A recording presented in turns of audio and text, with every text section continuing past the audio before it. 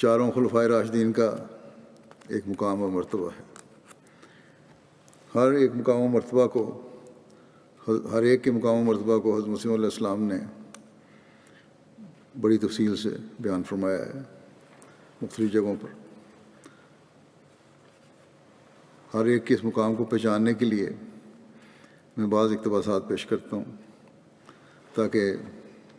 نئے آنے والوں اور نوجوانوں کو بھی سمجھ آ جائے کہ کیا ہمارا مسلک ہے، کیا ہم یقین کرتے ہیں، کیا ہمارا عقیدہ ہے۔ حضرت مسیح علیہ السلام فرماتے ہیں اس زمانے میں بھی مسلمہ نے، یعنی حضرت ابوبکر کے زمانے میں شروع میں ابتدا میں مسلمہ نے اباحتی رنگ میں لوگوں کو جمع کر رکھا تھا، غلط قسم کا تشریحیں کر کے، غلط باتوں کو ناجائز جائز قرار دے کر صرف لوگوں کو اکٹھا کرنے کے لیے اپنے ساتھ میں لایا ہوا تھا۔ فرمایا کہ ایسے وقت میں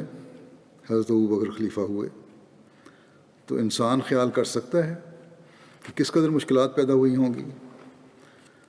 اگر وہ قوی دل نہ ہوتا، یعنی حضرت ابوبکر،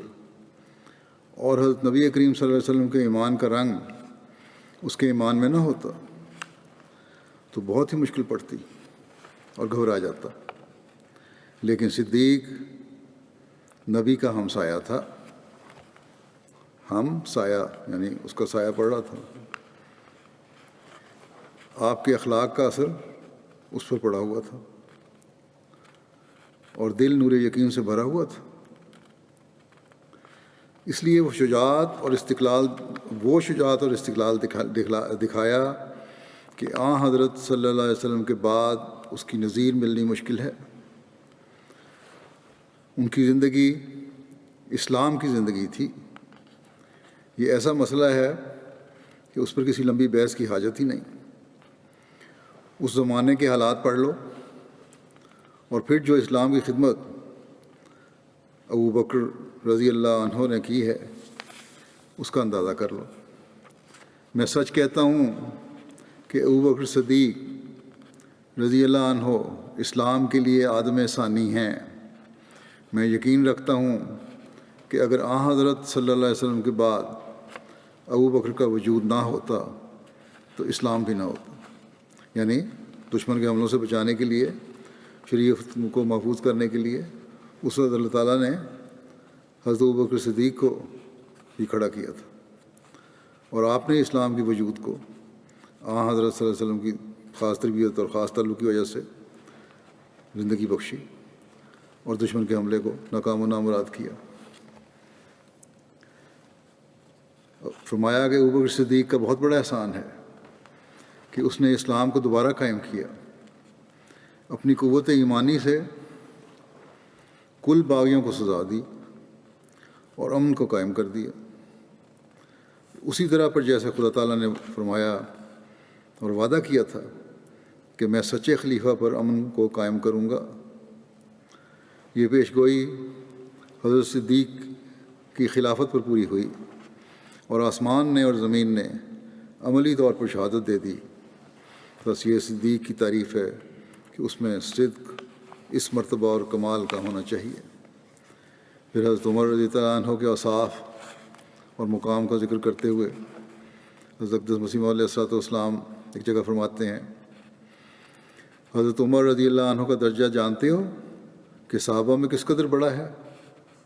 یہاں تک کہ بعض اوقات ان کی رائے کے موافق قرآن شریف نازل ہو جایا کرتا تھا، اور ان کے حق میں یہ حدیث ہے کہ شیطان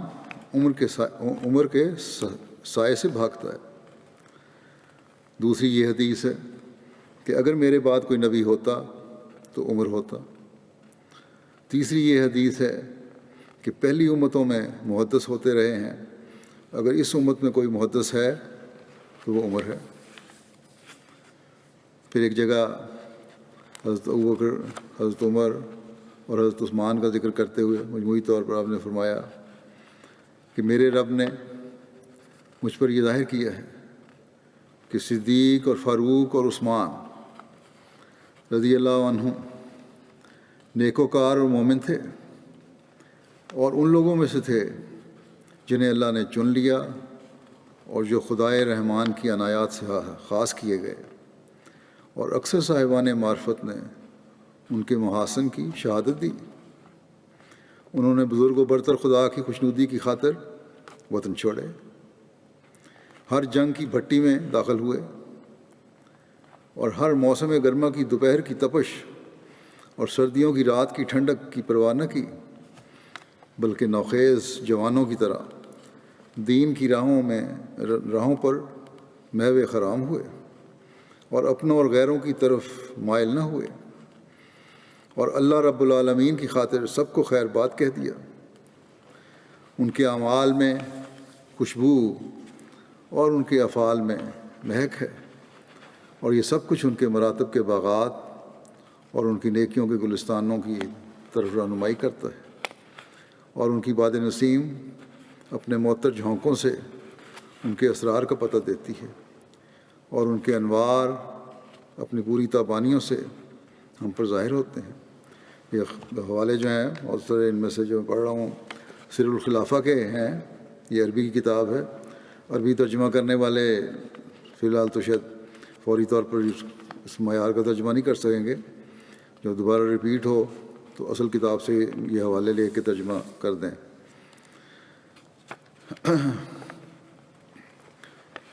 حضرت علی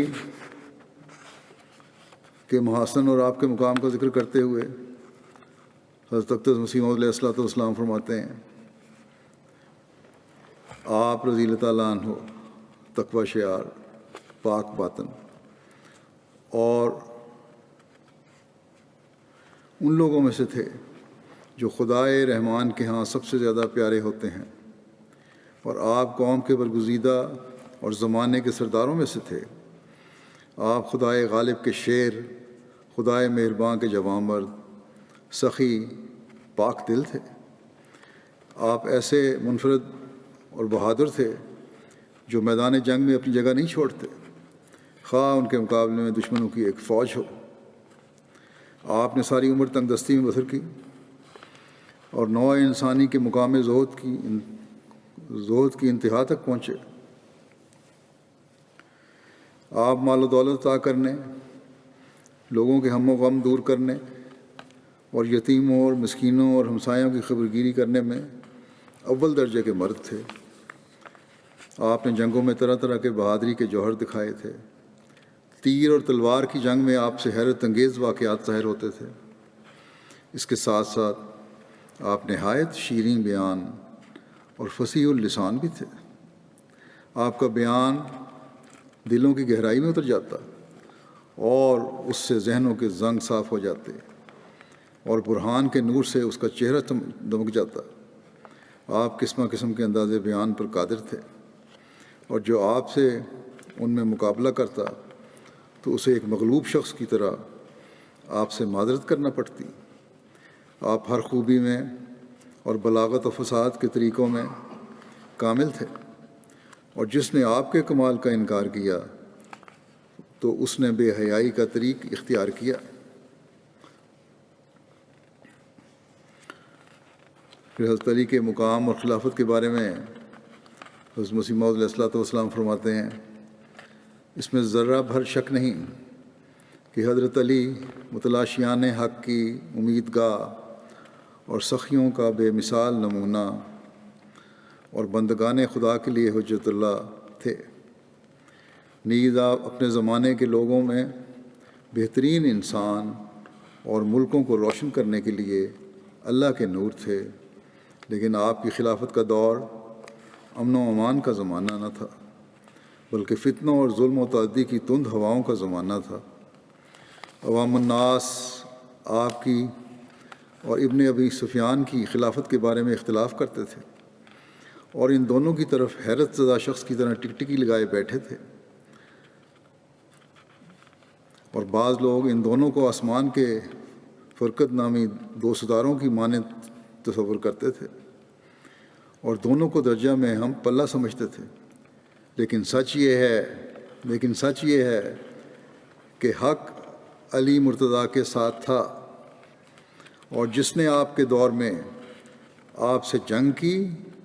تو اس نے بغاوت اور سرکشی کی۔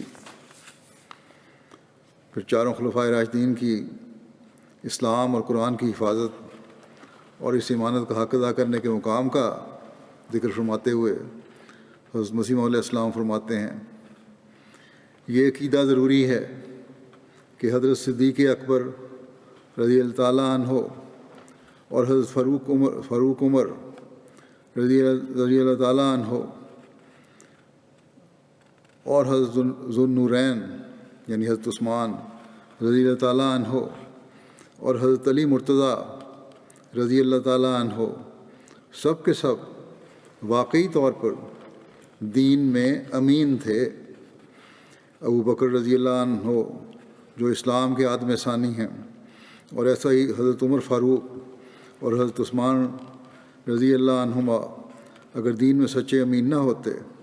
تو آج ہمارے لیے مشکل تھا جو قرآن شریف کی کسی ایک آیت کو بھی من جانب اللہ بتا سکتے۔ پھر ان چاروں خلفاء کا ذکر فرماتے ہوئے حضرت مسیح علیہ السلام فرماتے ہیں کہ خدا کی قسم وہ ایسے لوگ ہیں جو خیر الکائنات صلی اللہ علیہ وسلم کی مدد کی خاطر موت کے میدانوں میں ڈٹ گئے، اور اللہ کی خاطر انہوں نے اپنے باپوں اور بیٹوں کو چھوڑ دیا اور انہیں تیز دھار تلواروں سے ٹکڑے ٹکڑے کر دیا، اور اپنے پیاروں سے جنگ کی اور ان کے سر قلم کیے، اور اللہ کی راہ میں اپنے نفیس اموال اور جانیں نثار کیں، لیکن اس کے باوجود وہ اپنے اعمال کی قلت پر روتے اور سخت نادم تھے۔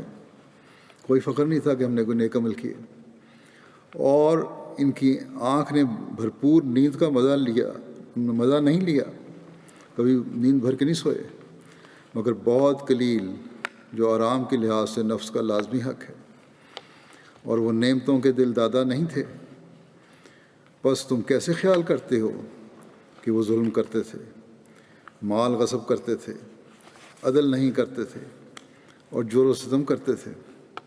اور یہ ثابت ہو چکا ہے کہ وہ نفسانی خواہشات سے باہر آ چکے تھے، اور وہ ہمیشہ آستانہ الہی پر گرے رہتے تھے، اور وہ فنا فی اللہ لوگ تھے۔ بس یہ ادراک ہے جو ان چاروں خلفاء کے مقام و مرتبہ کا حضرت مسیح موعود علیہ السلام نے ہمیں دیا، اور یہی وہ مقام ہے جب ہر مسلمان ان بزرگوں کو دے گا تو حقیقی مسلمان کہلائے گا۔